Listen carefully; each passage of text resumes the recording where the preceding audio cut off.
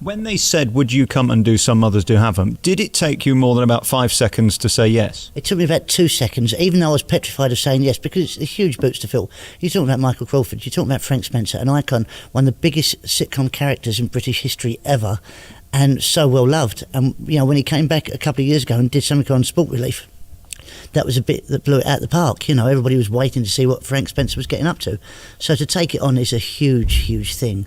And we made the decision very early on. We've been working on the script for 2 years now. We've done 3 workshops on it.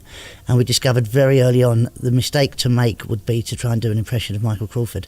So we threw that in the bin from day one and went, no, this is going to work. The reason it worked so well before on telly was, I think I've never met Michael Crawford, but looking at his early performances when he was in Hello Dolly, that sort of stuff, and he did Condor Man as well for Disney, a movie called Condor Man. There's a lot of Frank Spencer in all of his early performances, which means there's a lot of Michael Crawford in it.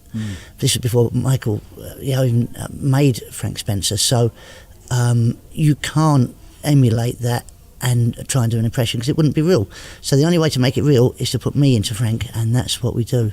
Working with someone like Joe, he can be a bit naughty from time to time, and he does like to switch things up. Is it exciting to be part of a fast really, isn't it?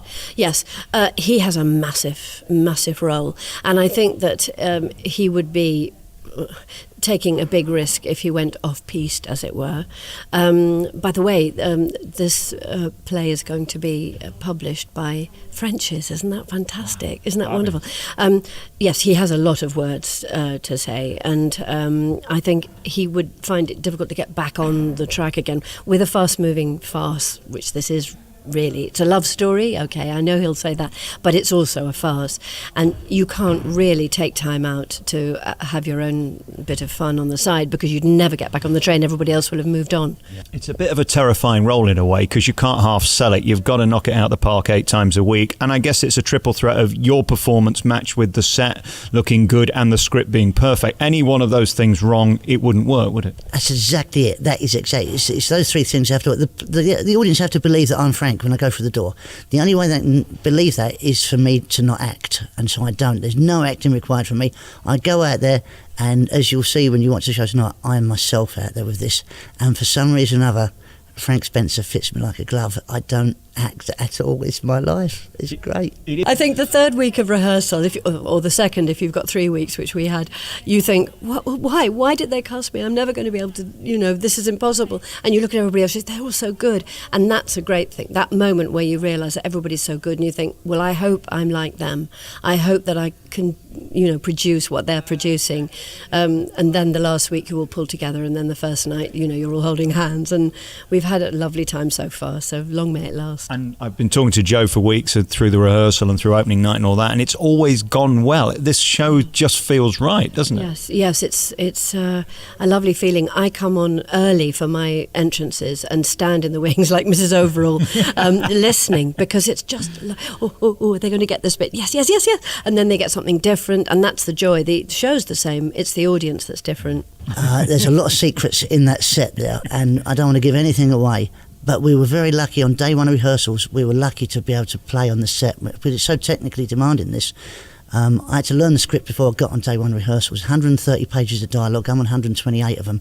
So day 1, it was great to come in and go, okay, what can we do? I knew the words.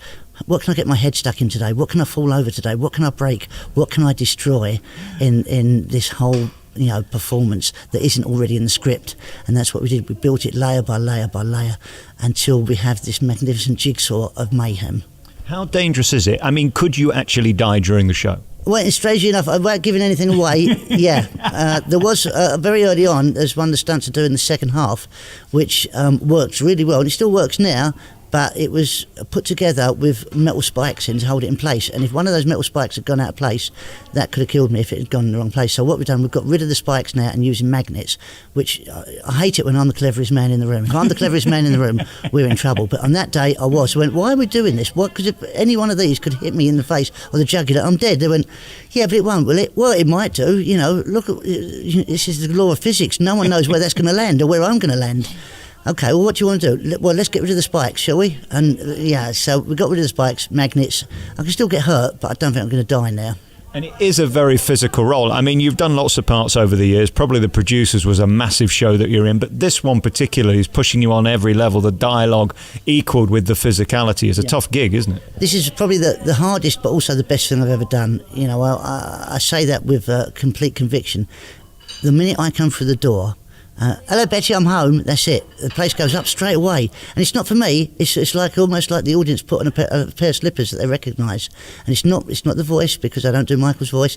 It's just that character suits me, and within a couple of minutes they believe it, and it's just wonderful. Imagine going to work every day and being Frank Spencer. Imagine if that was your day, right? The joy of being Frank Spencer, where you've got no responsibilities at all. Being Frank, that's it.